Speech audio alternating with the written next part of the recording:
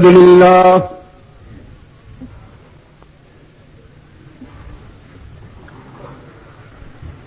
الحمد لله وحده والصلاة والسلام على من لا نبي بعده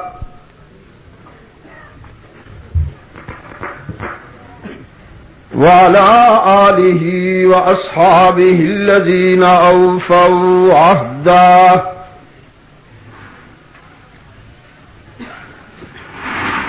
الذين هم مفاتيح الرحمة ومصابيح الغرر.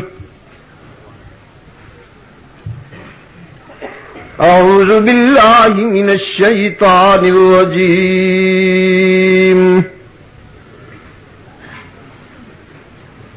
بسم الله الرحمن الرحيم.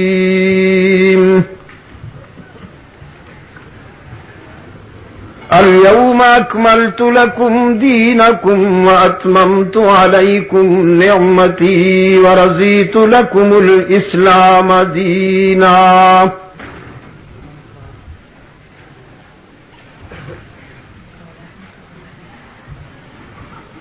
يا أيها الناس ضرب مثل فاستمعوا له.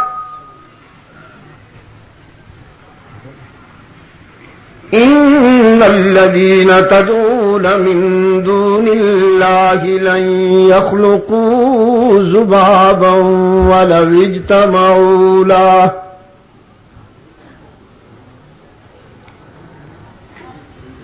وإن يسلبهم الذباب شيئا لا يستنقذوه منه ضعف الطالب والمطلوب.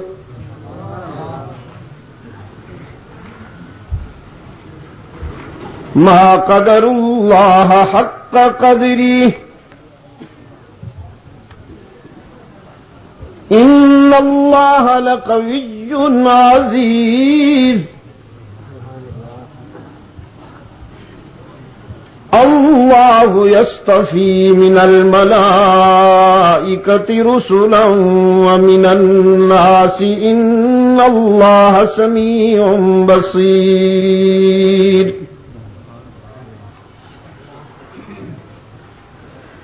يعلم ما بين أيديهم وما خلفهم وإلى الله ترجع الأمور.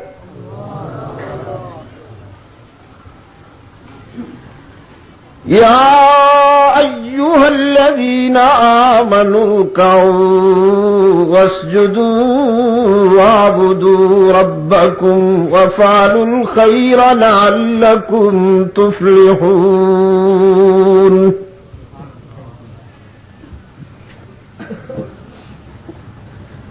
وجاهدوا في الله حق جهاده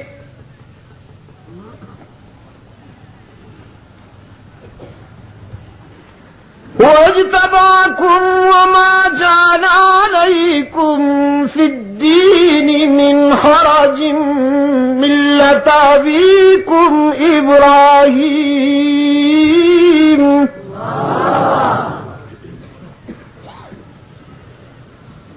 هو سماكم المسلمين من قبل وفي هذا ليكون الرسول شهيدا عليكم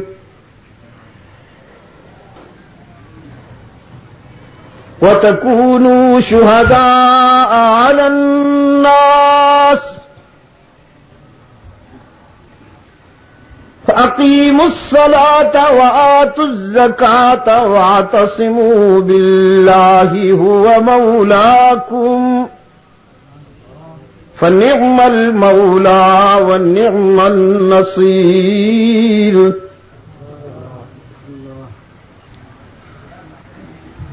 قد أفلح المؤمنون الذين هم في صلاتهم خاشعون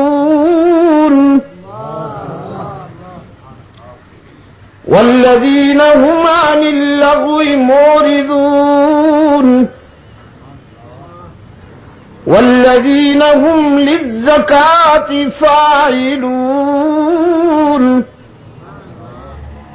والذين هم لفروجهم حافظون إلا على أزواجهم أو ما ملكت أيمانهم فإنهم غير ملومين فمن ابتغى وراء ذلك فأولئك هم العادون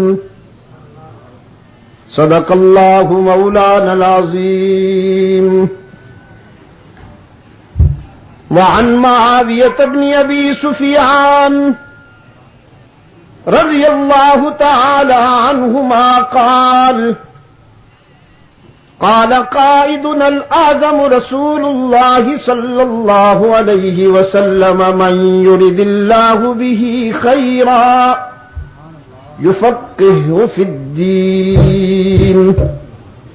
وصدق رسوله النبي الأمي الكريم ونحن على ذلك لمن الشاهدين والشاكرين والحمد لله رب العالمين. خدا در انتظار حمد مانیست، محمد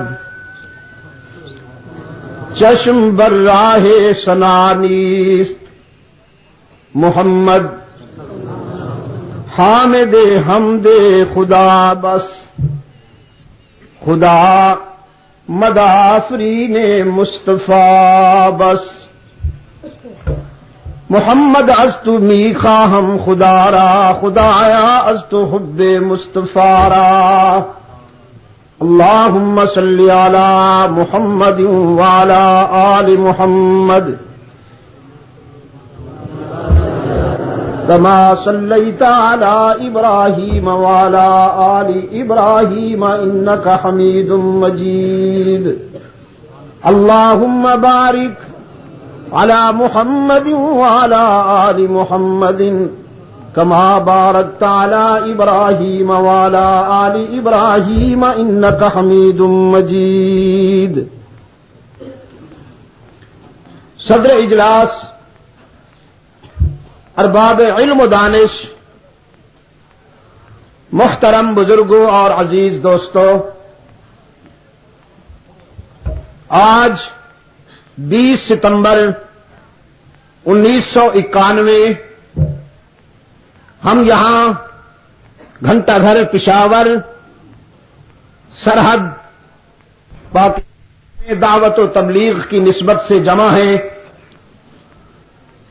قرآن و سنت کی اشاعت و تبلیغ کے لیے آپ کی انجمن کے زیر اہتمام غالباً یہ 7ویں نشست ہے، جس میں مجھ سے پہلے میرے عزیز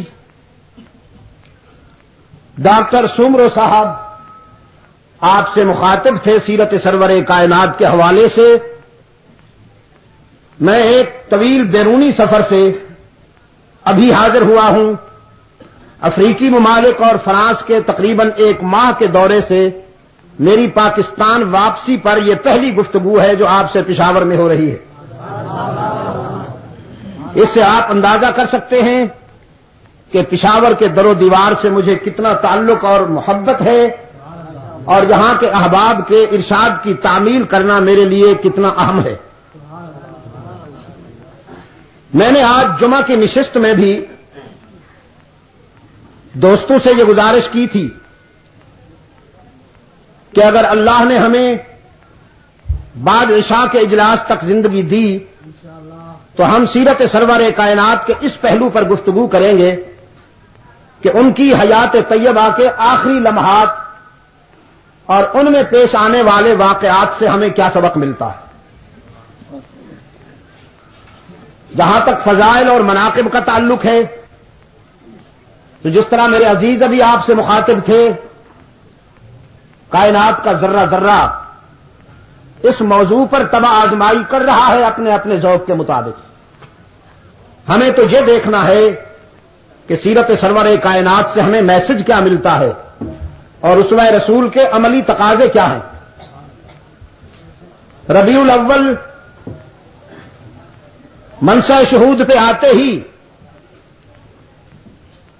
پوری دنیا میں کائنات کے اس سب سے بڑے انسان کی سیرت و کردار پر محفلیں بھی سجائی جاتی ہیں، گفتگو بھی ہوا کرتی ہے،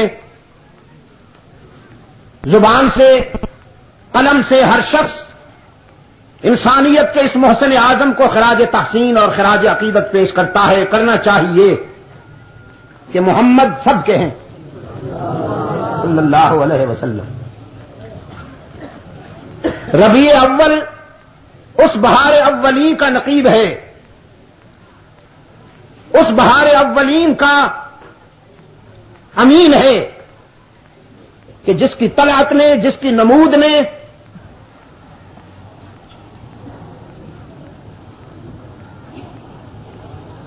مادی دنیا کو نہیں، عالم انسانیت کو معطر کر دیا۔ بہاریں آتی ہیں اور جاتی ہیں، معلوم نہیں تاریخ کے دامن میں کتنی بہاروں کی آمد رفت موجود، لیکن یہ عالم انسانیت پر آنے والی پہلی بہار ہے جس پر کبھی خزاں نہیں آئے گی۔ 1400 سال گزر چکے، اس کی جوانی جوں کی توں ہے، اور آئندہ جتنی مدتیں گزریں گی اس کے شباب میں کوئی فرق نہیں آئے گا۔ یہ بہار اولین بھی ہے اور بہار آخرین بھی ہے۔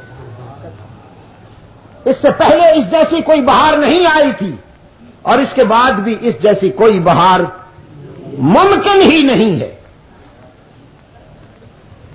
بہاروں نے پھول کھلائے، گلشن مہکائے۔ میں نے دن کو بھی کہا، کسی بہار نے گلاب کو تازگی بخشی، کسی بہار نے گل نسرین کو ملاحت دی، کسی بہار نے چنبیلی کے چہرے کو روشن کیا،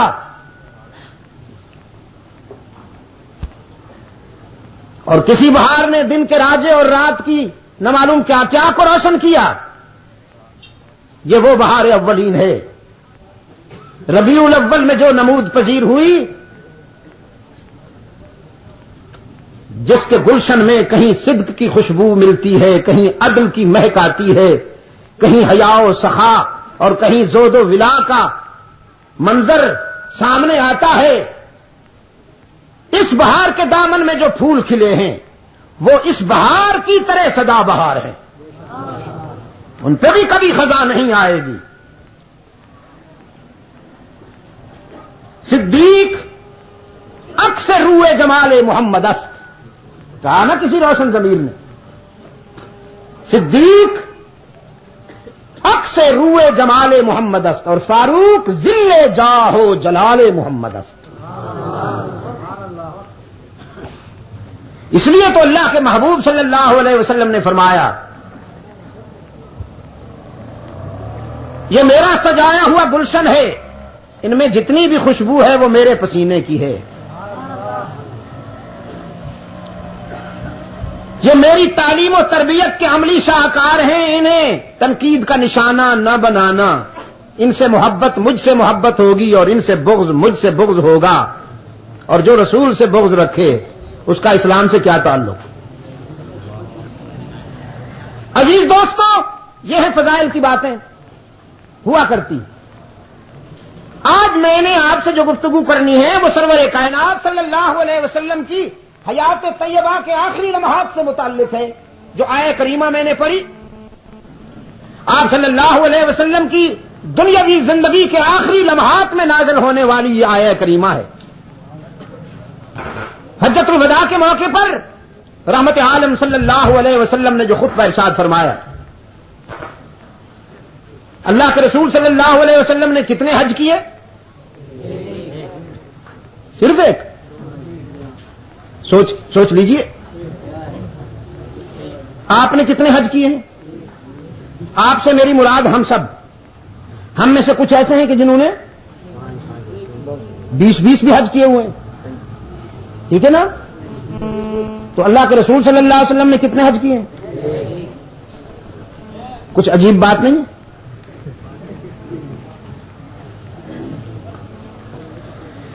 اور حج بھی زندگی کے آخری لمحات میں کیا. پہلے مظلوم انسان کے حقوق بحال کرنے کی جدوجہد کو مکمل کیا. پہلے انسانی آنکھوں سے آنسو خشک کیے جو ستمگر کے ستم کی وجہ سے تھے. ان آنسو میں اضافہ کیا جو اللہ کے حضور میں اس کی یاد میں بہتے ہیں ان میں اضافہ کیا. اور جو ظلم سے بہتے تھے پہلے ان آنسو کو مٹانے کی جدوجہد کو مکمل کیا. پہلے ان انسانوں کو سربلند کیا جنہیں وقت کے ظالموں نے سرنگوں کر دیا تھا. انہیں اونچا چلنا سکھایا, سر اونچا کر کے چلنا سکھایا, ان میں کانفیڈنس بحال کیا, ان میں اعتماد کی روح پیدا کی, ظالم سے آنکھیں ملانے کی ہمت پیدا کی. نوکروں کو اور غلاموں کو لوگ حقارت کی نظر سے دیکھتے تھے. رحمت للعالمین نے اپنے خادم کو, اپنے غلام کو بیٹا بنا لیا.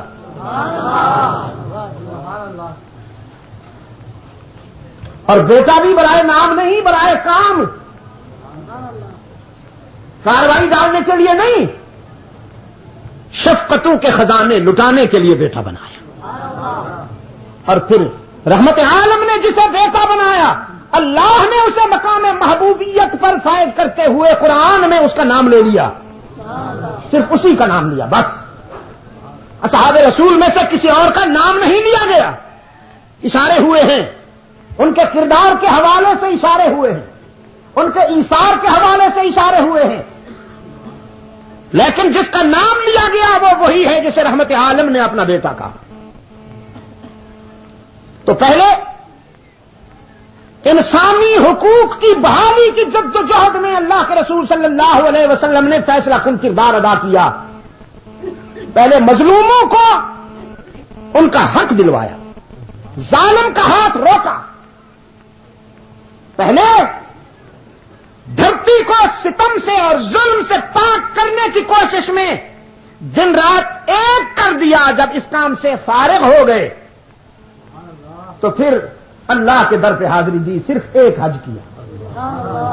اور ہم امام المتقین ہوئے نا جی, ہم تو ہر سال دوڑ جاتے تاکہ ہم الحاج کہلائیں, حاجی صاحب کہلائیں. کوئی نمازی صاحب نہیں, کوئی صائم صاحب نہیں, کوئی زکاتی صاحب نہیں, حالانکہ یہ بھی ارکان اسلام میں سے فرائض میں سے ہیں. اگر کوئی نماز پڑھتا ہے تو اسے حضرت نمازی صاحب کوئی نہیں کہتا. اگر کوئی روزہ رکھتا ہے تو اسے حضرت صائم صاحب کوئی نہیں کہتا. زکات دیتا ہے تو زکاتی کوئی نہیں کہتا. حج کرتا ہے تو حاجی کیوں بن جاتا؟ اس سے نفس کو تسکین ہوتی, اس سے نفس کو تسکین ہوتی. ہر سال حج کرتا ہے تاکہ معاشرے میں اس کے تقوی کی دھاک بیٹھ جائے, لوگ کہیں واہ بڑا خوش نصیب ہے, ہر سال چلا جاتا. معلوم نہیں اس علیم کو یہ ہے کہ وہ پسند. یہ فیصلہ تو وہاں ہوگا کہ تیرے علاقے میں, تیرے محلے میں ایک غریب انسان کی بچی اس لیے بیاہی نہیں جا رہی تھی, بیٹھی تھی اور گناہ کے کنارے پہ زندگی گزار رہی تھی کہ اس کے ہاتھ پیلا کرنے کے لیے والدین کے پاس سرمایہ نہیں تھا, اور تو حج پہ جاتا تھا. یہ تو پوچھا جائے گا نا تم سے.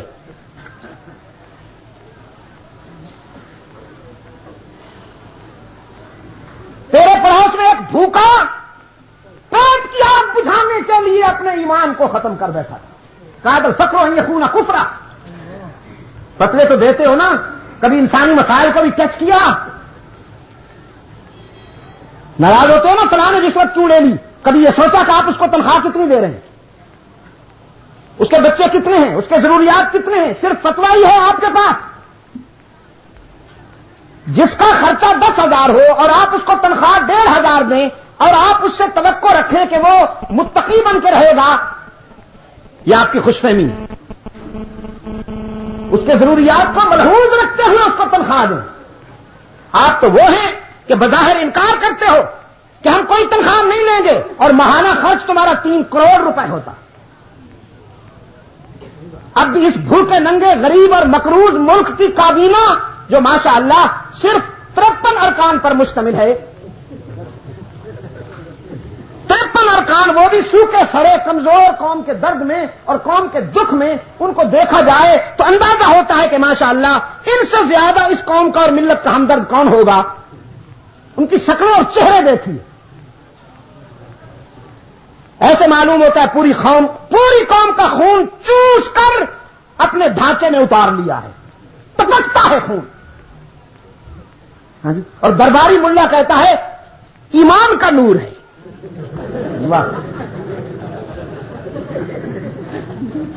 درباری ملا کہتا ہے ایمان کا نور جھلک رہا ہے. 53 ارکان پر مشتمل کابینہ ہے اور جس پر ماہانہ خرچ زیادہ. آپ بہت سادہ ہیں, زیادہ آپ سمجھے کہ نہیں. اور صدیق اکبر محمد عربی کی محنت کا پہلا ثمر. ہاں کیا کہہ گیا ہوں, محمد کی محنت کا پہلا ثمر, رسول کی دعوت کا پہلا اثر صدیق اکبر رضی اللہ تعالی عنہ. بچوں نے تقاضا کیا تھا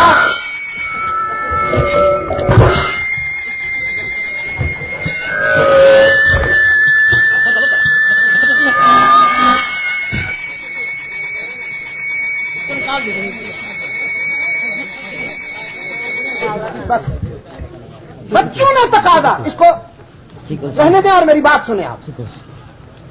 یہ بھی کوئی نئی بات نہیں ہے. آپ ہمارا اسٹیمنا دیکھیے,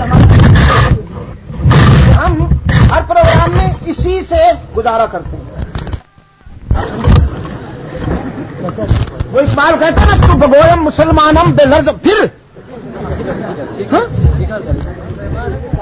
وہ کہتا ہے میں کہ اسلام کے تقاضے پورے کر سکوں گا, اور میں جب پشاور آنے کو سوچتا ہوں تو لرزتا ہوں. آپ یقین فرمائیے کہ میں تقاضے پورے کر سکوں گا. کیا کہا میں نے؟ رسول کی محنتوں کا پہلا ثمر اور پیغمبر کی دعوت کا پہلا اثر. صدیق اکبر رضی اللہ تعالی عنہ پہلے تو مشاہرہ نہیں لیتے تھے, تنخواہ نہیں لینا چاہتے تھے. مجبور کیا تو مشاہرے پر آمادہ ہوئے, لیکن اتنا کہ جس سے دال روٹی بن سکے. اس کو بند رکھو پلیز, پلیز. نہیں, اس کا کوئی گناہ. ساری دنیا میں جلسے ہوتے ہیں اور ہزاروں ٹیپ ریکارڈر ہوتے ہیں, کچھ نہیں ہوتا. آپ سمجھے کہ نہیں؟ اب آپ پلیز اس کو مت چھیڑیے گا. Thank you. مجبور کرنے پر, شورا کے مجبور کرنے پر جب مشاہرہ لیا تو وہ اتنا تھا کہ جس سے سویٹ ڈش نہیں بن سکتی, مٹھائی نہیں بن سکتی تھی. بچوں نے چاہا کہ کبھی سویٹ ڈش بنے, محلے میں ادھر ادھر بنتا ہے, میٹھا بچے کھا رہے ہیں تو بچے ہیں, ان کا دل چاہا. انہوں نے جب اصرار کیا تو ان کی والدہ نے کچھ دن تک کچھ بچاؤ, کچھ تھوڑا سا آٹا بچا کر کچھ دنوں کے بعد سویٹ ڈش بنائی, اور صدیق اکبر کے سامنے جب وہ لائی گئی تو پوچھا یہ کہاں سے؟ فرمایا میں نے روزانہ اتنا آٹا بچایا تھا اور اس کو آج میں نے کچھ بیچ کر شکر لی یا گڑ لیا, کچھ بیچ کر روغن لیا اور کچھ کو بھون کر اسے بنا لیا. صدیق اکبر رضی اللہ تعالیٰ عنہ نے کھانا کھانے سے پہلے بیت المال کے انچارج کے پاس جانا ضروری سمجھا اور اس سے جا کے کہا آئندہ میرے بجٹ میں روزانہ اتنا آٹا کم بھیجا کرو, ہمارا گزارا اس کے بغیر بھی ہو سکتا ہے, تاکہ پھر کبھی ابو بکر کے گھر میں حلوہ نہ بنے. اور اس دور کا مذہبی رہنما حضور کی سنت بتاتا ہے حلوہ کھانا. حضور کو حلوہ کھانا بڑا پسند تھا, گا گا کے گلا بجا بجا کے کہتا ہے حضور کو حلوہ کھانا بڑا پسند تھا. اپنے حلوے ماندے کے جواز کے لیے, سائز جو بڑھ گیا ہے مولوی کا, آپ سمجھے کہ نہیں, سائز جو بڑھ گیا ہے, اپنے سائز کا جواز پیش کرنے کے لیے نبی کو حلوہ خور ثابت کرتا. تو میں یہ عرض کر رہا تھا ہر سال حج کرنا کمال نہیں ہے, یہ آپ رسول اکرم صلی اللہ علیہ وسلم کی منشا کی تکمیل نہیں کر رہے. صحیح حدیث علماء سے پوچھیے, حق تعالیٰ فرمائیں گے اپنے ایک بندے سے میں بھوکا تھا تو نے مجھے کھانا نہیں کھلایا. وہ کہے گا یا اللہ تو اس کا مکلف ہی نہیں ہے، کھانے پینے سے پاک ہے. تو رب العالمین فرمائیں گے تیرے پڑوس میں میرا ایک بندہ بھوکا تھا، اگر تو اس کو کھانا کھلاتا تو گویا مجھے کھانا کھلاتا. اسی طرح یہ پوری حدیث ہے، تو مجھے کپڑوں کی ضرورت تھی، تو نے مجھے کپڑے نہیں پہنائے. وہ عرض کرے گا الہ العالمین آپ کو کپڑوں کی ضرورت، رب العالمین فرمائیں گے میرا ایک بندہ نادار تھا، مفلوق الحال تھا، اگر تو اسے کپڑے پہناتا تو گویا مجھے پہنا دے. پھر میں بیمار تھا، جی نہیں میں تو نہیں وہ کرتا ہوں، لیکن پھر وہی ہوگا. آپ نے پہلے آپ کی یا اللہ پہلے آپ کی مرضی سے ہوا. اچھی بات اچھی بات. دوسرے بدل دوسرے تو عرض کر رہا تھا میں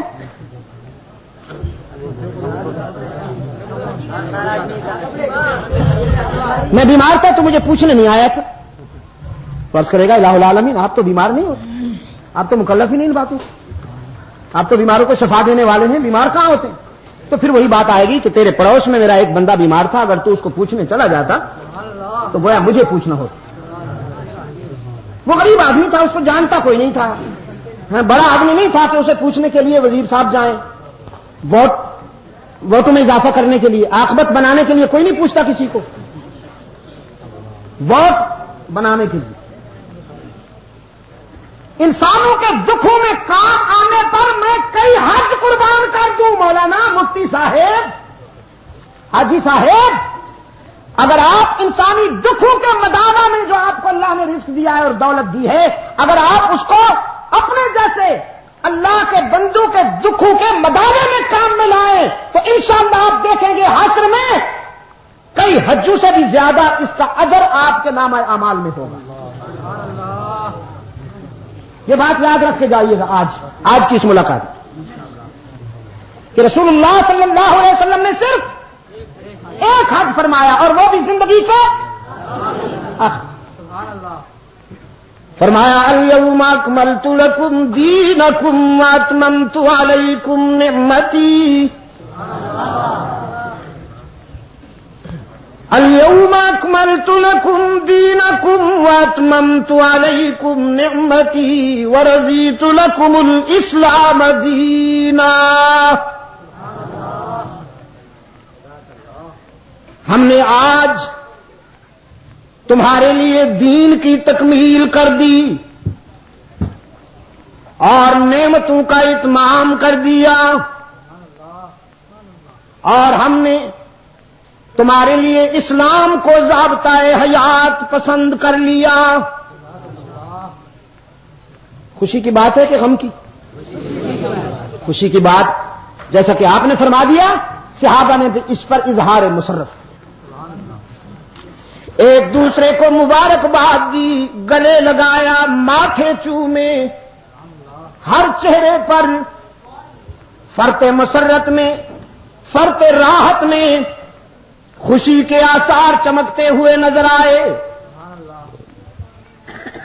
لیکن ایک شخص مسجد نبوی کے کونے میں اشک بار نظر آیا، اس کی آنکھوں سے زارو قطار آنسو ٹپک رہے ہیں. یہ وجہ گریا سمجھ میں نہ آئی. لوگوں نے دیکھا کہ رونے والا ابو بکر صدیق ہے. پوچھا گیا آج دین کی تکمیل ہو گئی، نعمتوں کا اتمام ہو گیا، اسلام کو اللہ نے ہمارے لیے ضابطۂ حیات منتخب کر لیا، یہ تو مقام مسرت ہے، وجہ گریہ سمجھ میں نہیں آ رہی کہ آپ روتے کیوں ہیں؟ صدیق اکبر رضی اللہ تعالیٰ عنہ نے فرمایا اس پر تو مجھے بھی خوشی ہے، جو کچھ تم کہہ رہے ہو میں بھی اس خوشی میں تمہارے ساتھ برابر کا شریک ہوں، لیکن اس آیہ مبارکہ کے نزول کے پس منظر میں جو بات میں سمجھاؤں شاید تم نہیں سمجھے، اور وہ یہ بات ہے کہ دین کی تو بے شک تکمیل ہو گئی، الحمدللہ، نعمتوں کا بے شک اتمام ہو گیا، الحمدللہ، اسلام کو ہمارے لیے ضابطۂ حیات چن لیا اللہ نے، الحمدللہ. لیکن مجھے جو بات رلا رہی ہے، جس بات نے مجھے افسردہ کر دیا ہے وہ یہ ہے کہ شاید اب میرا محبوب مجھ سے جدا ہونے والا ہے، اب میرا قائد مجھ سے جدا ہونے والا ہے، میرا آقا جس مشن کے تکمیل کے لیے آیا ہے وہ پورا ہو گیا، تو اب وہ دنیا دنی میں رہنے پر اللہ کے جوار رحمت میں جانے کو ترجیح دے گا۔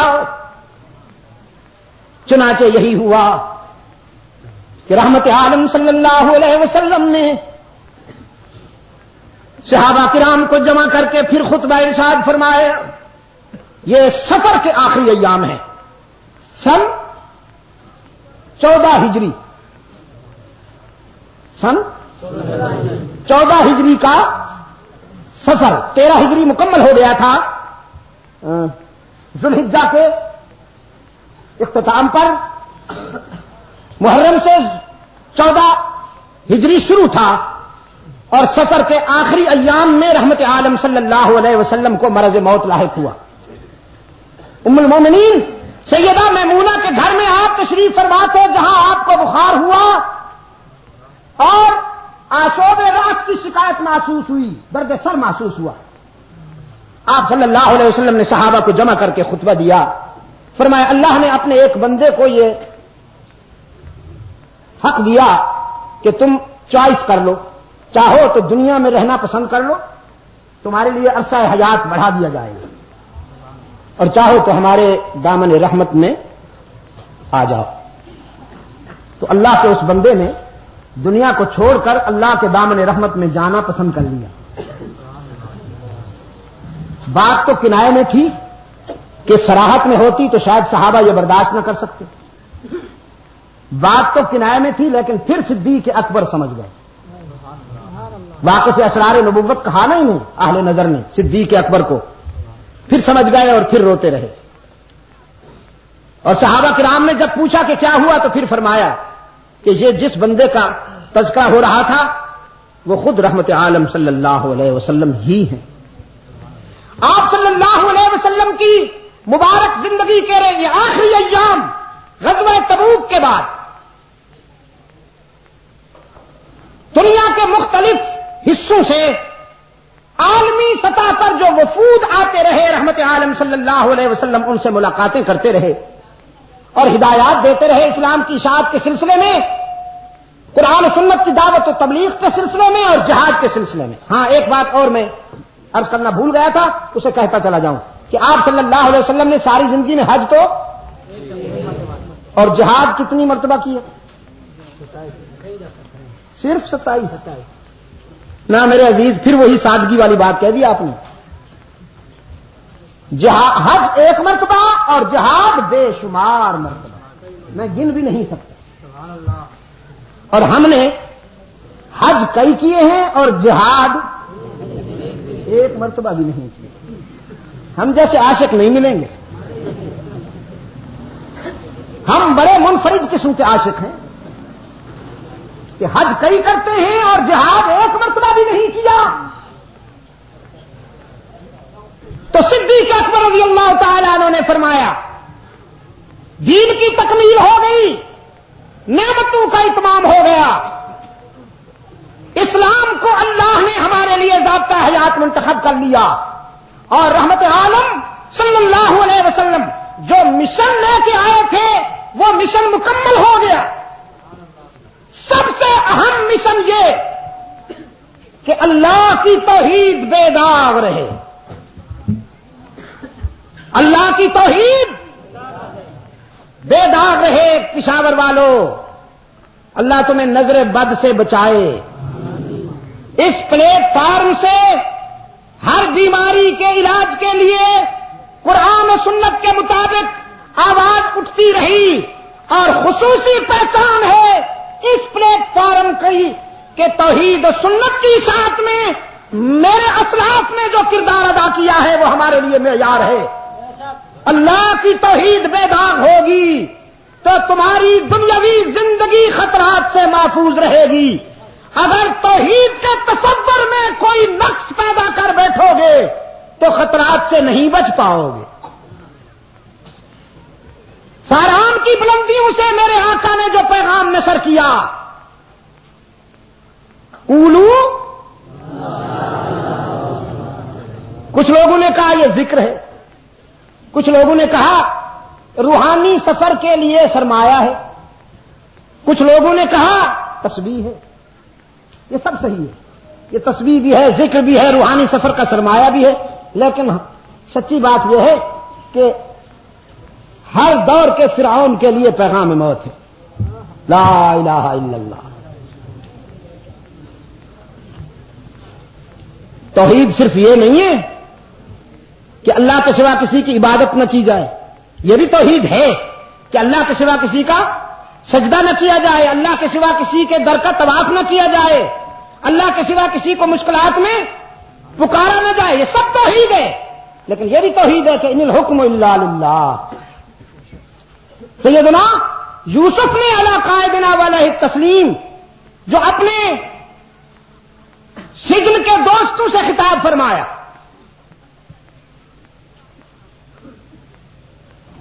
فرمایا انی ترکت ملت قوم لا یؤمنون باللہ وهم بالآخرۃ هم کافرون۔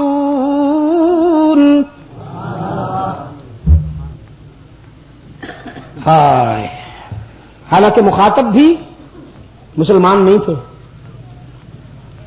لیکن ان کا دل رکھنے کے لیے ان کو کافر کہہ کے نہیں پکارا۔ فرمایا باہر جیل سے باہر جو کھڑے ہیں نا لوگ، وہ یہ بات نہیں مانتے، آخرت کا انکار کرتے۔ تبلیغ دل جوڑنے کا سلسلہ ہے، دل توڑنے کا نہیں۔ یہ یاد رکھیے گا کہ تبلیغ دل جوڑنے کا سلسلہ ہے، دل توڑنے کا نہیں۔ اور جہاد یہ آپریشن ہے، جیسے ڈاکٹر آپریشن روم میں جب کسی پیشنٹ کو محسوس کرتا ہے کہ اسے آپریشن کرنا مسٹ ہو گیا ہے، ضروری ہو گیا ہے، تو اس کی چیر پھاڑ کرتا ہے، لیکن اس چیر پھاڑ میں بھی دشمنی نہیں ہوتی، شفقت ہوتی ہے، پیار ہوتا ہے، محبت ہوتی ہے۔ مسلمان بھی جب میدان جہاد میں ہوتا ہے تو بے شک آپریشن کر رہا ہوتا ہے، لیکن اس وقت بھی وہ بہترین اخلاق کا نقیب ہوتا ہے، اس میں شفقت ہوتی ہے، ظلم نہیں ہوتا۔ اور تبلیغ تو سراسر دل جوڑنے کا سلسلہ ہے۔ سیدنا یوسف نے فرمایا انی ترکت ملت قوم لا یؤمنون باللہ وهم بالآخرۃ هم کافرون واتبعت ملت آبائی ابراہیم واسحاق ویعقوب ما كان لنا ان نشرك بالله من شيء ما كان لنا ان نشرك بالله من شيء۔ میں تو اپنے باپ ابراہیم، اسحاق اور یعقوب کا متبع ہوں، میں ان کے نقش قدم پر چلنے والا ہوں، اور ہمارے ضمیر نے یہ مناسب نہ سمجھا، ہمارے ضمیر نے یہ گوارا نہ کیا کہ ہم اپنے رب کے حقوق میں کسی اور کو شریک بنائیں۔ یہ ہمیں وفا کے خلاف نظر آیا۔ ما كان لنا ان نشرك بالله من شيء، ہم نے دنیا کی کوئی شے اللہ کے ساتھ شریک کرنا گوارا نہ کیا۔ ہماری زمین کی عاجزیوں کے لیے مسجود کون ہے؟ الحمدللہ۔ دیکھیں میرے عزیز، میرا سرمایہ یہی ہے، جب مروں گا اللہ کے سامنے یہی آوازیں پیش کروں گا۔ ہماری زمین کی عاجزیوں کے لیے حقیقی مسجود کون ہے؟ ہمارا حقیقی معبود کون ہے؟ یہی پہ ضرب ذرا حسر کی ضرب، دائیں بائیں دیکھ کر۔ یہ پچھلے حضرات بھی، کوئی بھیکا بیمار چپ کھڑا ہو یا حیران کھڑا ہو تو اس سے بھی کہلوائیے محبت سے۔ سبحان اللہ۔ انسانی زمین کی عاجزیوں کے لیے حقیقی مسجود ہر جگہ موجود، علام الغیوب کار ساز و دستگیر، حاجت روا و مشکل کشا، عزت دینے والا، بیماریاں دور کرنے والا، بیڑے پار لگانے والا، اولاد دینے والا، زندگی اور موت کا مالک، ما کان لنا ان نشرک باللہ من شیء ان الحکم الا للہ۔ یہ ہے اس توحید کا خلاصہ، ان الحکم الا للہ، اللہ کے سوا ہم کسی کا حکم نہیں مانتے، حکومت اللہ ہی کی، اور بندوں میں جو اس کے حکم کی اطاعت کرنے والے ہوں گے ہم انہی کو اپنا حاکم مانیں گے، اور جو اس کے باغی ہوں گے ہم انہیں کبھی تسلیم۔ ان الحکم الا للہ۔ آگے کیا ہے؟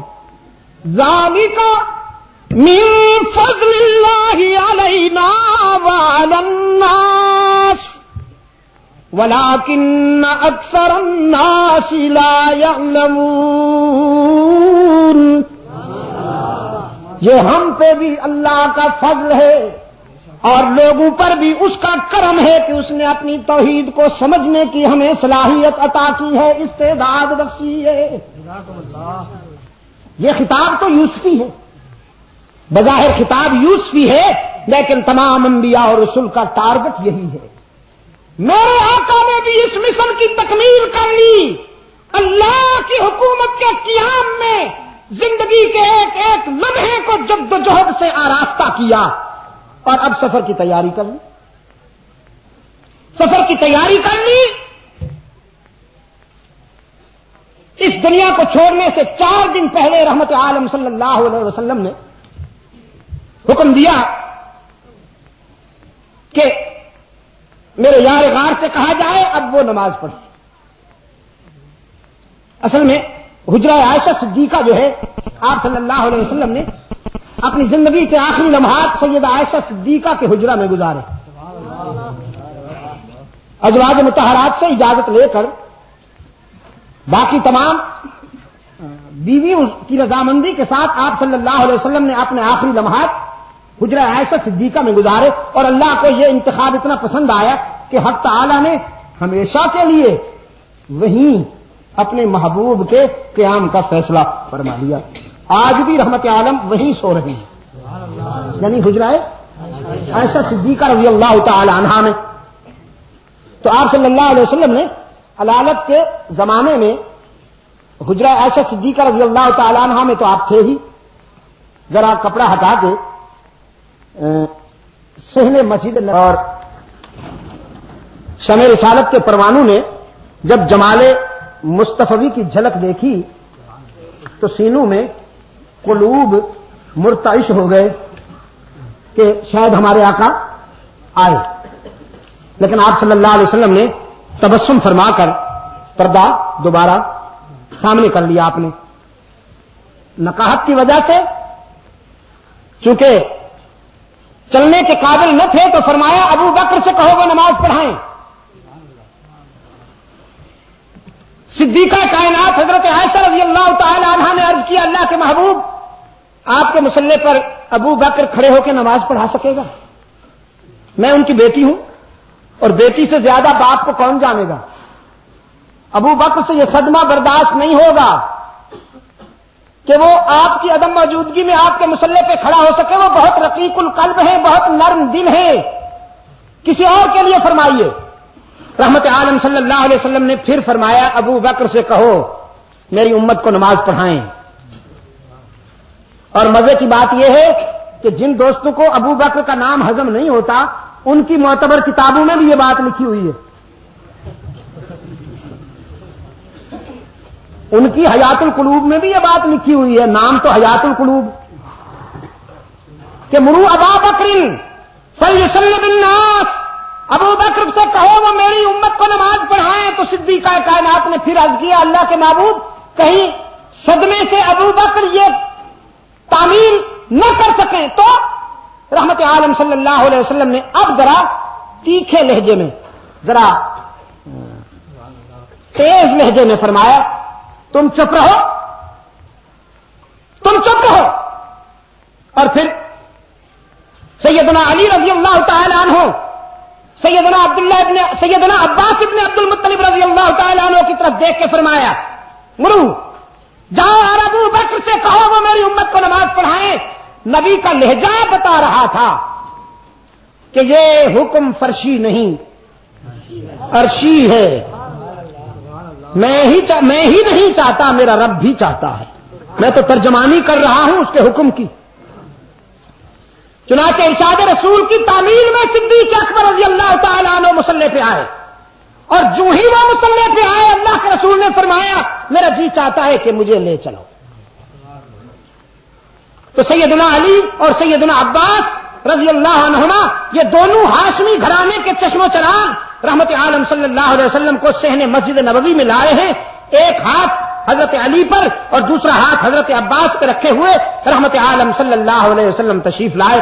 صدیق اکبر نے جب دیکھا کہ آقا کائنات تشریف لے آئے ہیں تو مصلی سے پیچھے ہٹنے لگے۔ اتنے میں رحمت عالم صلی اللہ علیہ وسلم پہنچ چکے تھے، آپ نے اپنا ہاتھ ابو بکر کی پشت پہ رکھتے ہوئے فرمایا الا رسلک یا ابا بکر، میں تجھے ہٹانے نہیں ٹکانے آیا ہوں، تم یہی ٹھہرو ابو بکر، تو نے مصلی چھوڑنا نہیں ہے۔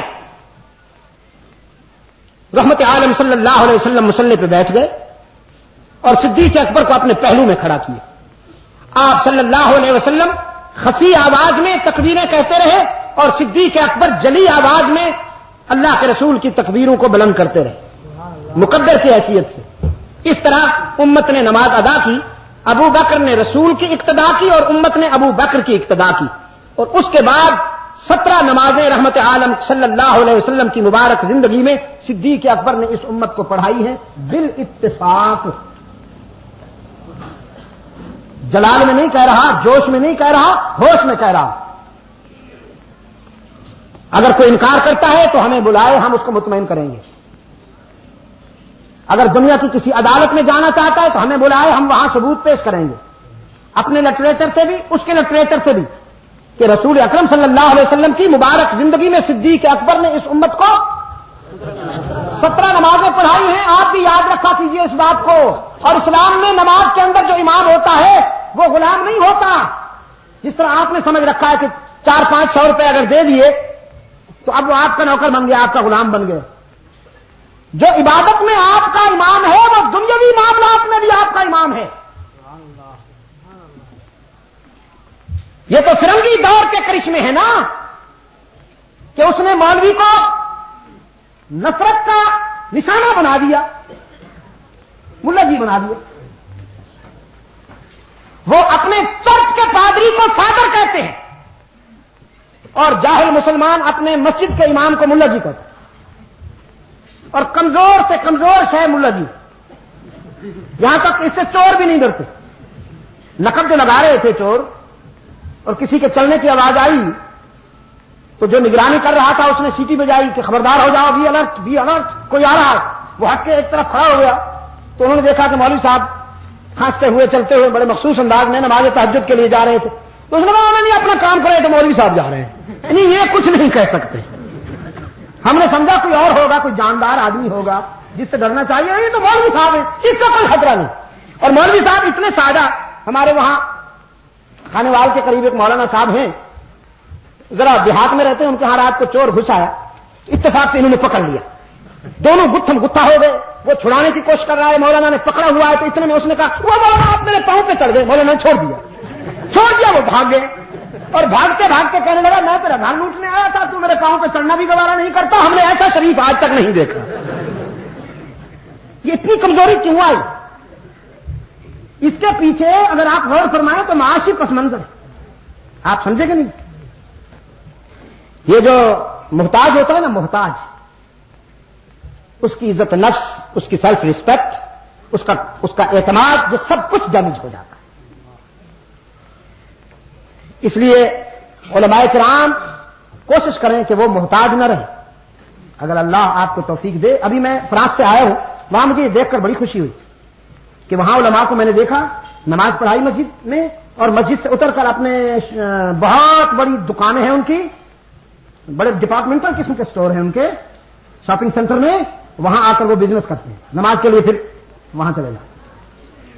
حرمین شریفین کے امام جو ہیں محتاج نہیں ہیں. اگر میں آپ کو ان کی تنخواہ بتاؤں تو پھر آپ حیران ہو جائیں گے.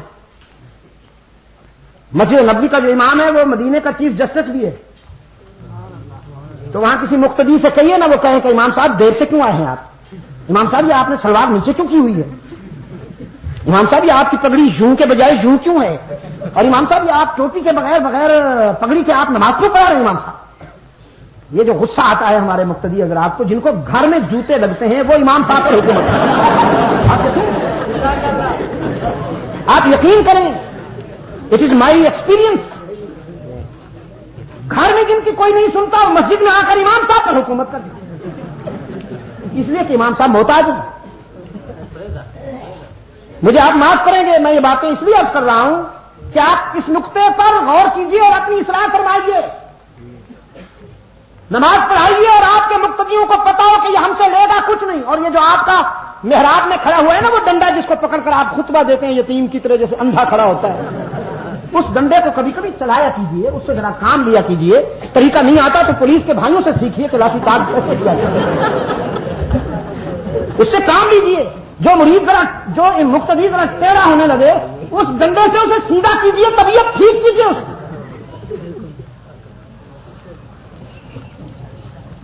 خود سرور کائنات صلی اللہ علیہ وسلم نے صدیق اکبر کو اس امت کا امام بنایا, اور 17 نمازیں صدیق اکبر نے رحمت عالم صلی اللہ علیہ وسلم کی حیات طیبہ میں اس امت کو پڑھائی. سیدنا علی المرتضیٰ سمیت پوری امت نے بالاتفاق صدیق اکبر کو اپنا امام مانا. دنیا کا کوئی مورخ, کوئی مجتہد, دنیا کا کوئی خطیب اگر اس میں شرم و حیا ہے اور اس کے سینے میں ایمان کی روشنی ہے, تو وہ اس حقیقت کا انکار نہیں کر سکتا کہ صدیق اکبر اس امت کا متفقہ امام ہے, اور اس امامت کی بنیاد خود سرور کائنات نے رکھی ہے.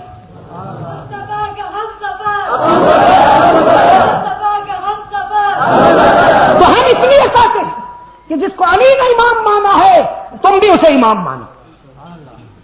اتحاد کی بات کرتے ہو نا, کہ اتحاد یوں ہوگا کہ جس کو علی نے امام مانا ہے اسے تم بھی امام مانو, اور جسے حسن نے امام مانا ہے اسے تم بھی امام مانو. محرم میں بتا کے گیا تو ہوں, معلوم نہیں آپ کو یاد ہے کہ نہیں. یاد رکھنا ویسے آپ کی پہچان تو نہیں. سیدنا حسن رضی اللہ تعالیٰ عنہ نے اور سیدنا حسین رضی اللہ تعالیٰ عنہ نے, اس لیے تو ہم اللہ کے فضل و کرم کے ساتھ یہ پورے اعتماد کے ساتھ کہہ سکتے ہیں کہ ان کا حقیقی معنوں میں اتباع کرنے والے اہل سنت و جماعت ہیں. حسنین کریمین سے عملی محبت کرنے والے اہل سنت و جماعت ہیں, اس لیے کہ اہل سنت و جماعت ان سے محبت کرتے ہیں جن سے حسنین نے محبت کی, ان کی اطاعت کرتے ہیں جن کی حسنین کریمین نے اطاعت کی, اور یہی اسلام کی روح ہے. سرکار دو عالم صلی اللہ علیہ وسلم سیدہ عائشہ صدیقہ رضی اللہ تعالیٰ عنہ فرماتی ہیں, پانی کا پیالہ اپنے ساتھ رکھوایا اور اس میں ہاتھ ڈبو کر اپنے چہرے پہ کبھی کبھی پھیرتے تھے, اور کبھی کبھی یہ الفاظ بھی کہ فَإِنَّ لِلْمَوْتِ سَكَرَاتٍ, فَإِنَّ لِلْمَوْتِ سَكَرَاتٍ, موت کی سختیاں مسلم ہیں, موت کی سختیاں مسلم ہیں. سیدہ فاطمہ آئیں رضی اللہ تعالی عنہا, انہیں قریب ہونے کو اشارہ کیا اور ان کے کان میں کوئی بات کہی تو بے ساختہ رو پڑی سیدہ زہرا. پھر رحمت عالم نے اشارہ کیا, پھر وہ قریب ہوئی تو کان میں کوئی اور بات کہی تو آنکھوں میں آنسو ہونے کے باوجود ہنس پڑی. سیدہ عائشہ فرماتی ہیں, اس وقت تو حالات کی نزاکت کی وجہ سے ہم نے نہ پوچھا, لیکن رحمت عالم صلی اللہ علیہ وسلم کی وفات کے بعد ہم نے سیدہ فاطمہ سے پوچھا تھا, اس دن آپ کا رونا اور ہنسنا بڑی عجیب بات تھی, کیا ہوا؟ فرمایا پہلی مرتبہ جب ابا جان نے مجھے بلایا تو فرمایا فاطمہ ہر رمضان کو جبرائیل امین مجھ سے ایک مرتبہ قرآن کریم کا دور کرتے تھے. اس مرتبہ جبرائیل امین نے مجھ سے 2 مرتبہ قرآن کریم کا دور کیا، جس سے ظاہر ہوتا ہے کہ شاید اب میری روانگی ہے، جس سے میں نے اندازہ کیا کہ اب دنیا چھوڑنے کا وقت آ گیا ہے. تو پھر اگر میں چلا جاؤں تو صبر کا دامن نہ چھوٹنے پائے. ہاں، لخت جگر صبر کا دامن نہ چھوٹنے پائے. اس بات نے میری آنکھوں میں آنسو بھر دیے. پھر مجھے روتا دیکھ کر رحمت عالم صلی اللہ علیہ وسلم نے قریب بلا کے فرمایا، فاطمہ، حشر میں سب سے پہلی عورتوں میں سے جو ملاقات ہوگی وہ تجھ سے ہوگی. یہ سن کر میں ہنس دی اور اللہ کا شکر ادا کیا. رحمت عالم صلی اللہ علیہ وسلم ربیع الاول کی 12 تاریخ کو دن کے تقریباً 1 بجے اللہ کو پیارے ہوتے ہیں. ربیع الاول کی 12 تاریخ کو. اس لیے عام مسلمان جب جہاں فرقہ واریت کا زہر نہیں پھیلا تھا تو ربیع الاول کی 12 تاریخ کو 12 وفات کہا کرتے تھے، خیرات کرتے تھے. جتنی اللہ توفیق دیتا تھا تلاوت کرتے تھے، خیرات کرتے تھے ایصال ثواب کے لیے. اور اب تو سیاست کے لیے 12 ربیع الاول کو استعمال کیا جاتا ہے، جلوس نکالے جاتے ہیں اور طاقت کا مظاہرہ کیا جاتا ہے اور نہ معلوم کیا کیا کیا جاتا ہے. گھوڑوں کو سجایا جاتا ہے، اونٹوں کو سجایا جاتا ہے. صرف مولوی صاحب نہیں، ریڑیوں پہ بھی پھول کے ہار ہوتے ہیں، ٹرک کے بونٹ پہ بھی پھول کے ہار ہوتے ہیں، اونٹ کے گلے میں بھی پھول کے ہار ہوتے ہیں، گھوڑے پہ بھی پھول کے ہار ہوتے ہیں، اور مولوی صاحب کے سر پہ بھی پھول کے ہار ہوتے ہیں. پتہ نہیں چلتا ان میں سے سینئر کون ہے اور جونیئر کون ہے. عشق میں آگے کون ہے اور پیچھے کون ہے. اور ماڈلز بنتے ہیں. پہلے وہ بناتے تھے، اب انہوں نے بھی بنانا شروع کر دیا چونکہ بزنس کمبائنڈ ہوا نا. حالانکہ رحمت عالم صلی اللہ علیہ وسلم کی ولادت پر صحابہ کرام سے زیادہ خوشی کسی کو نہیں. کیوں پشاور کے روشن ضمیروں؟ رحمت عالم صلی اللہ علیہ وسلم کی ولادت باسعادت پر جتنی خوشی صدیق اکبر کو ہے، فاروق اعظم کو ہے، عثمان ابن عفان، علی المرتضیٰ کو ہے، کسی اور کو ہو سکتی ہے؟ انہوں نے یہ سب کچھ کیا. انہوں نے میلاد النبی کی خوشی یوں منائی کہ رسول اکرم کے دین کا پرچم اونچا کر. انہوں نے رحمت عالم صلی اللہ علیہ وسلم کی اطاعت کا حق ادا کر دیا. اور یہ چراغاں کرنے والے، یہ گتکا کھیلنے والے، اور ربیع الاول کے دن اخبارات کو اپنے بیان دے کر عشق رسول کا مظاہرہ کرنے والوں کے چہروں پہ دیکھیے ذرا عشق کی جھلک کیسی نظر آتی ہے آپ کو. جیسے کہ ابھی ہمارے عزیز فرما رہے تھے، سورتش ببین حالش مپرس، سورتش ببین حالش مپرس. اور یہ جو کھانا پینا، شیرینی تقسیم کرنا، چراغاں کرنا، اصل میں عشق نہیں، ہوس ہے. عشق وہی ہے جس کا مظاہرہ صدیق اکبر نے کیا رضی اللہ تعالی عنہ. رحمت عالم صلی اللہ علیہ وسلم کی ولادت کی تاریخ پر تو اختلاف ہے، لیکن وفات کی تاریخ پر اس لیے اختلاف نہیں کہ وفات کی تاریخ جب مرتب ہوئی، جب آپ صلی اللہ علیہ وسلم کی وفات ہوئی تو اسلام کی طلوع ہونے کو 23 سال ہو چکے تھے. اسلام کی عمر 23 سال تقریباً ہو چکی. اور جب آپ صلی اللہ علیہ وسلم کی ولادت ہوئی تو وہ زمانہ اسلام سے 40 سال پہلے ہوئی.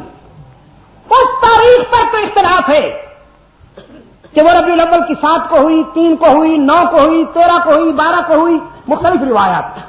لیکن وفات پر اتفاق ہے کہ وہ 12 کو ہوئی. حسنین کریمین کی آہیں دلوں کو شک کرتی تھیں.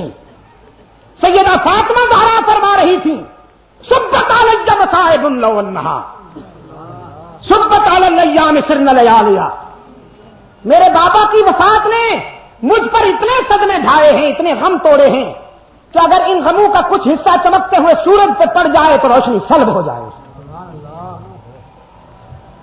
مدینے کے در و دیوار سوگوار ہیں، سیدہ فاطمہ رو رہی ہیں، حسنین کریمین اشک بار ہیں، اور فاروق اعظم تلوار نیام سے نکالے ہوئے فرماتے ہیں، خبردار اگر کسی نے یہ کہا کہ رحمت عالم فوت ہو گئے ہیں سر اڑا دوں گا. ربیع الاول کی 12 تاریخ کو مدینہ سوگوار ہے اور پاکستان میں جشن ہے. دیکھو ہم یہ کہتے ہیں میلاد کی خوشی منانا ہے تو یوں مناؤ کہ ربیع الاول کی 12 تاریخ کو اعلان ہو جائے. فضل الرحمان نہیں کرے، نواز شریف صاحب کر دیں کہ آج کے دن سے برطانوی قانون ختم اور محمد عربی کا نظام شروع. یہ یوں مناؤ میلاد. ہاں یہ تو خیر میں نہیں کہہ سکتا کہ کون کون خفا ہوگا، لیکن یہ صحیح طریقہ ہے سرور کائنات صلی اللہ علیہ وسلم کی ولادت کی خوشی منانے کہ آپ اس تاریخ کو اسلام کی آئینی بالادستی کا اعلان کر دیجئے اور ان 12 کروڑ مسلمانوں کے ملک پر اگر اسلامی نظام کے تقویم کا اعلان ہو جائے تو میں وثوق سے کہتا ہوں کہ اس پر کوئی اختلاف نہیں ہوگا. میں وثوق سے کہتا ہوں کہ اس پر کوئی اختلاف نہیں ہوگا.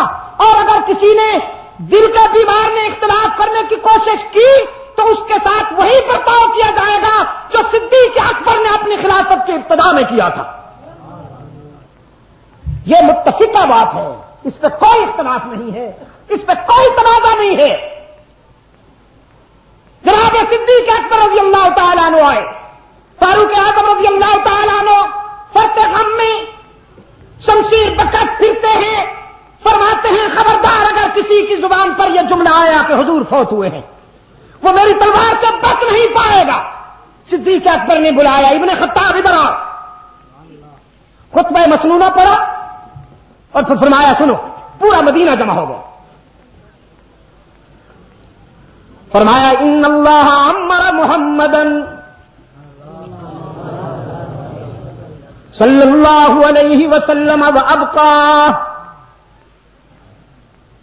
الحمد للہ نحمده ونستعینه ونستغفره ونؤمن به ونتوکل علیہ ونعوذ باللہ من شرور انفسنا ومن سیئات اعمالنا من يهده الله فلا مضل له ومن يضلل فلا هادي له ونشهد أن لا إله إلا الله وحده لا شريك له ونشهد أن سيدنا محمدا عبده ورسوله إلى آخره. أما بعد إن الله أمر محمدا صلی اللہ علیہ وسلم وابقاه. صدیق اکبر کا خطبہ. ان اللہ امر محمدا صلی اللہ علیہ وسلم وابقاه حتى اقام دین اللہ واظہر امر اللہ وبلغ رسالۃ اللہ وجاهد في سبيل الله ثم توفاه الله على ذلك وقد ترككم على الطريقة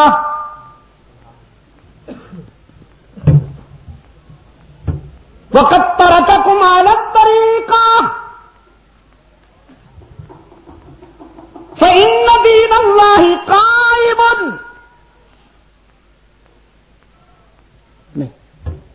فمن كان منكم الله ربكم فهو حي لا يموت فمن كان منكم الله ربكم فهو حي لا يموت ومن كان يعبد محمدا ويزعمه إلها فإن إلهه قد مات. کتنے دو ٹوک الفاظ ہیں. ومن كان يعبد محمدا ويزعمه إلها فإن إلهه قد مات فاتقوا الله أيها الناس واعتصموا بدينكم وتوكلوا على ربكم فإن دين الله قائم وإن كلمة الله تامة. فإن الله ناصر من نصر وإن كتاب الله بين أظهرنا وهو الشفاء والنور فيا أيها الناس قال الله تعالى كل نفس ذائقة الموت وقال الله تعالى كل شيء هالك إلا وجهه وقال الله تعالى إنك ميت وإنهم ميتون وقال الله تعالى وما محمد إلا رسول قد خلت من قبله الرسل أفإن مات أو قتل فانقلبتم على أعقابكم ومن ينقلب على عقبيه فلن يضر الله شيئا. آپ سمجھ گئے یا ترجمہ بھی کروں؟ صرف قرآنی آیات کا یا سارے کا؟ فرمایا اللہ نے اپنے محبوب کو زندگی دی اور جب تک چاہا اس دنیا میں باقی رکھا، یہاں تک کہ اللہ کے محبوب نے اس کے دین کو قائم کر دیا، اس کی بات کو ظاہر کر دیا، رسالت کی تبلیغ کا حق ادا کر دیا اور اللہ کے راستے میں جہاد کیا. پھر اللہ نے انہیں اپنے پاس بلا لیا، لیکن رحمت عالم نے تمہیں ایک پختہ طریقے پہ چھوڑا ہے، صراط مستقیم پہ چھوڑا ہے، بھٹکنے کے لیے نہیں. بس جس کا معبود اللہ ہے میں اسے خوشخبری سناتا ہوں کہ اس کا معبود زندہ تھا، زندہ ہے اور زندہ رہے گا. لیکن جس نے رحمت عالم کو اپنا معبود سمجھ لیا تھا اور رحمت عالم کو الہ سمجھ لیا تھا، مجھے افسوس سے کہنا پڑ رہا ہے کہ آج اس کا معبود فوت ہو گیا. یہ ایک حقیقت ہے، کسی کی سمجھ میں آئے یا نہ آئے، کہ رحمت عالم صلی اللہ علیہ وسلم پر بھی موت کا ضابطہ لاگو ہو گیا. بس لوگوں اللہ سے ڈرو، دین پر قائم رہو، اللہ پر توکل کرو. اس کی بات مکمل ہو چکی، دین قائم ہو چکا.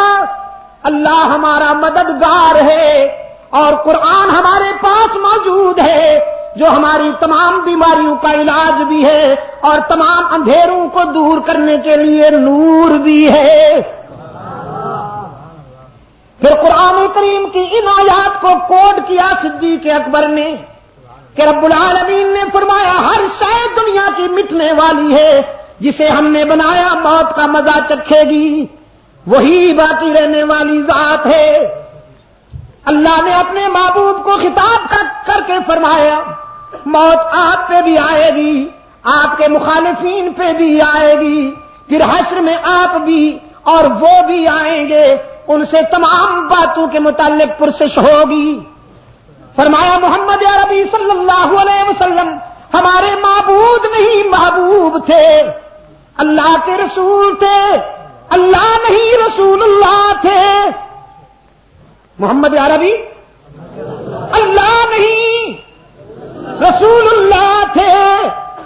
یہی فرق ہے عیسائیوں میں اور مسلمانوں میں کہ عیسائی کہتے ہیں مسیح اللہ بھی ہے اور رسول بھی. عیسائی کیا کہتے ہیں؟ مسیح اللہ بھی ہے اور رسول بھی. اور ہم کہتے ہیں رحمت عالم صلی اللہ علیہ وسلم اللہ نہیں رسول اللہ ہیں. یہ فرق ہے ان میں اور ہم میں. عیسائی کہتے ہیں اللہ بھی مشکل کشا ہے اور مسیح بھی حضرت عیسیٰ علیہ السلام بھی مشکل کشا ہیں.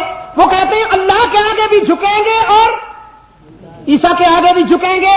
وہ کہتے ہیں اللہ سے بھی مدد مانگیں گے اور عیسیٰ علیہ السلام سے رسول سے بھی مدد مانگیں گے. اور مسلمانوں کا کیا عقیدہ ہے کہ مدد کس سے مانگنی چاہیے؟ کہ نماز کی ہر رکعت میں یہ ریہرسل کرائی جاتی ہے ہم سے, ایاک نعبد و ایاک نستعین, ہم تیری ہی عبادت کرتے ہیں اور کرتے رہیں گے. جزاکم اللہ. ہم تیری ہی عبادت کرتے ہیں اور کرتے رہیں گے. ہم تجھ سے ہی مدد مانگتے ہیں اور مانگتے رہیں. یہ ہے فرق مسلمانوں میں اور عیسائیوں میں. صحابہ کرام فرماتے ہیں ہم نے جب یہ سنا تو ایسے محسوس ہوا جیسے قرآن کی یہ آیتیں ابھی نازل ہو رہی ہیں. حالانکہ یہ سب وہ آیتیں تھیں جو پہلے بھی ہم سن چکے تھے, یاد کر چکے تھے, تلاوت کرتے تھے, لیکن آج صدیق اکبر نے اس انداز میں پڑھی کہ ہمیں یوں محسوس ہوا جیسے ابھی نازل ہو رہی, اور ہمیں یقین ہو گیا کہ یہ حادثہ ہو چکا ہے. رحمت عالم صلی اللہ علیہ وسلم اس دنیا سے جا چکے ہیں. اب صدیق اکبر رضی اللہ تعالی عنہ نے فرمایا قرآن کے لہجے میں, انقلبتم علی اعقابکم, جس راستے پر اللہ کے رسول نے ہمیں لگایا اس راستے سے ہٹنا ہے یا ٹکنا ہے, اس راستے سے بھٹکنا ہے یا قائم رہنا ہے. یاد رکھو اگر تم اس راستے سے ہٹ بھی گئے تو اللہ کو, اس کے دین کو اور اس کے رسول کو تو کوئی فرق نہیں پڑے گا, تمہاری دنیا اور آخرت خراب ہو جائے گی. فلن یضر اللہ شیئا, اللہ کو کوئی نقصان نہیں پہنچا سکتا, وہ کسی کا محتاج نہیں, ہم سب اس کے محتاج ہیں. یہ بے ہوش ہونے کا وقت نہیں, ہوش میں آنے کا وقت ہے. اب اس کے بعد تدفین کی اور تجہیز کے لیے تیاری ہوئی. غسل کے لیے سوچا گیا تو رحمت عالم صلی اللہ علیہ وسلم کا ایک ارشاد صحابہ کرام رضوان اللہ علیہ مجمعین کو یاد آیا کہ حضور صلی اللہ علیہ وسلم نے فرمایا نبی جس لباس میں وفات پائے اسی لباس میں نہلایا جائے. چنانچہ رحمت عالم صلی اللہ علیہ وسلم کو کرتے مبارک سمیت غسل دیا گیا.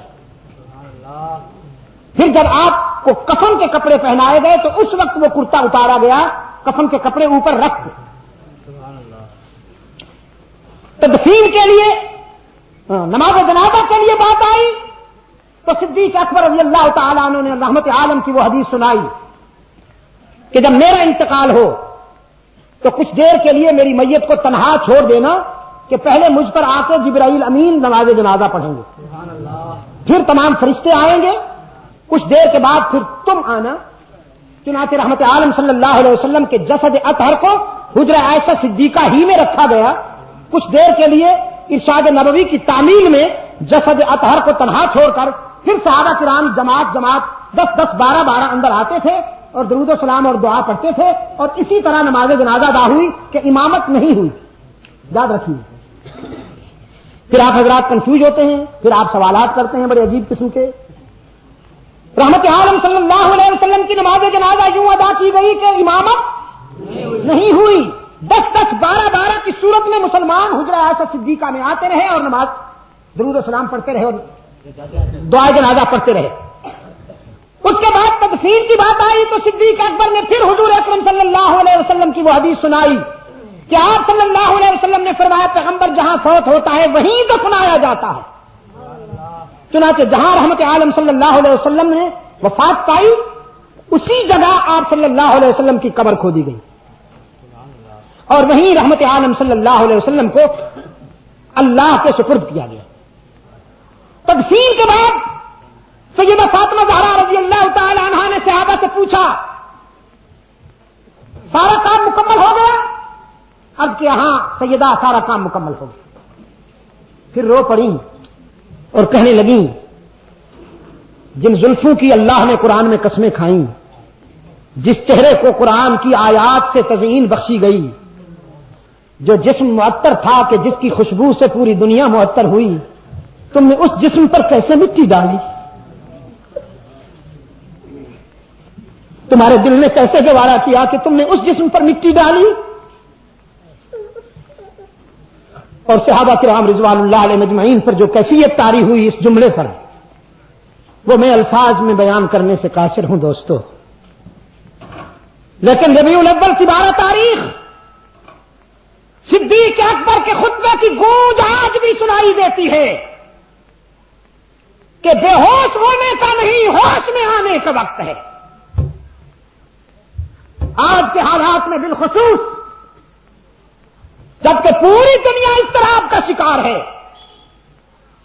سائنس اور ٹیکنالوجی نے دنیا کو، انسانی برادری کو مادی سہولتیں تو فراہم کی ہیں لیکن دلوں سے سکون چھین لیا۔